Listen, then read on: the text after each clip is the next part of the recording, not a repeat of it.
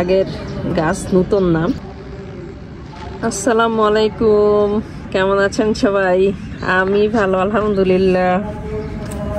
আমার এই বেগুন গাছে, এটা পুরান বেগুন গাছ, আগের গাছ, নতুন নাম। তো এই পুরান বেগুন গাছে মাশাআল্লাহ অনেক বেগুন ধরছে। তো এখানে একটা চারাই আমি এই বালতিতে দিচ্ছি। তো মাশাআল্লাহ এখন বেগুন অনেকগুলি কেটে নিতে হবে, এখানে না কাটলে বাড়তি হয়ে যাবে। এটা ছাড়াও আমি আরো গাছ লাগাইছি, বেগুন গাছ, ওগুলি নতুন সিজনের নতুন বেগুন গাছ। তো এটা পুরান, তো এই জন্য পুরানগুলির পাতায় এরকম ছোট ছোট। মাশাআল্লাহ ফলন তো আলহামদুলিল্লাহ। এখন বেগুন কেটে নিব, বিসমিল্লাহ।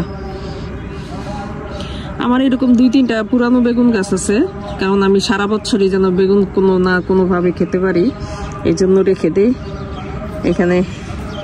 এই যে বিসমিল্লাহ, একা হাতে ভিডিও করা একটু কঠিন। বিসমিল্লাহ, প্রত্যেকটা বেগুনের গোড়ায় ফুল, এই জন্য কাটতে ভয় লাগে, ফুল না মানে বেগুন না কেটে যায়, এই জন্য। বিসমিল্লাহ, আজকে অনেকগুলি নিয়ে নিব। এখানেও সেই বেগুন অনেকগুলি, এগুলি বের হইতেছে নতুন নতুন আরো। বিসমিল্লাহ, কিছু আছে একটু চিকন বেশি। বিসমিল্লাহ, এই বস্তায়ও এটা পুরান বেগুনের গাছ। তো আমি বেগুন গাছ আসলে কয়েকটা রেখেই দেই, যেন সারা বছর কিছু না কিছু ফলন হয়। এই যে কয়েকদিন আগে যে ফলনগুলি হয়েছে তখন একদম কম ফলন, একদম কম হইতো। তো এই যে এখানেও মাশাআল্লাহ, বিসমিল্লাহ, মানে সারা বছর আর আমার বেগুন কিনতে হয় না, কতটা সুন্দর। তো এই এমন ভাবে গাছ লাগাই যেন সারা বছর আর আমার বেগুন কিনতে হয় না, একটা শেষ হইলে আরেকটা শুরু হয়ে যায়। এটা সিজনে হইলে, মানে কয়েকদিন পর হইলে আরো অনেক পরিপুষ্ট সুন্দর বেগুন হবে। বেগুন গাছটাতে পানি দিতে হবে, গতকাল পানি দিতে ভুলে গেছি। আর এখানে একটা কেমন বাঁকা হয়ে ধরছে, কিন্তু বাঁকা হইলো এটা মানে পোকার কোনো আক্রমণ নাই, মাশাআল্লাহ একদম ফ্রেশ।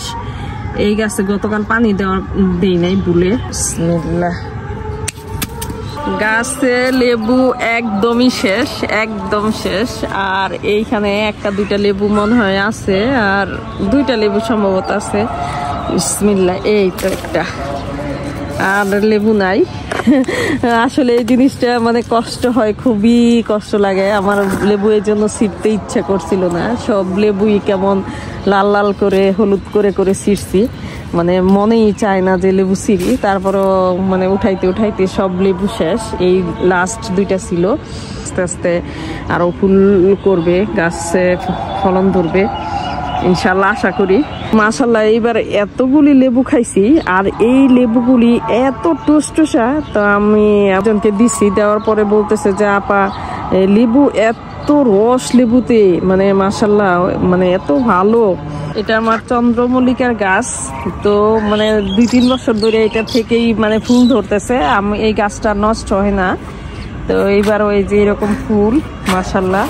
আর এই জিনিয়া গাছ, এইটাতেও মানে নষ্ট হয় নাই, এই বছরও নষ্ট হয় নাই মাশাআল্লাহ। এইভাবে ফুল ধরছে, ধরতে থাকি।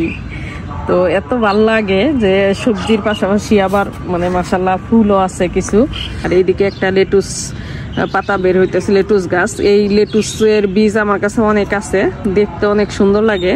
তো আমি আমার কাছে মানে ওইটা পড়লেই বাস, কোনো মতে খালি পড়তে পারলেই শুরু হয়ে যায় হওয়া।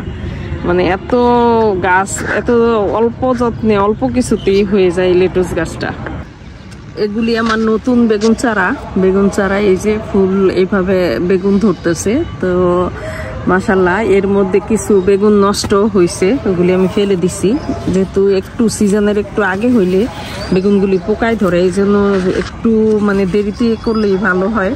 তো মাশাআল্লাহ এই যে আমার এই গাছও বেগুন আছে, এই যে এখানে এরকম মানে বেগুনে পোকা ধরছিল, তারপর আমি স্প্রে করে দিছি, এখন থেকে মাশাআল্লাহ ঠিক মতো বেগুন ধরতেছে। এর মধ্যে অনেক বেগুনই আমার নষ্ট হয়ে গেছে, মানে একটু ছোট বেগুনই পোকায় ধরছে, আমি কেটে ফেলে দিছি পোকা ধরা বেগুনগুলি।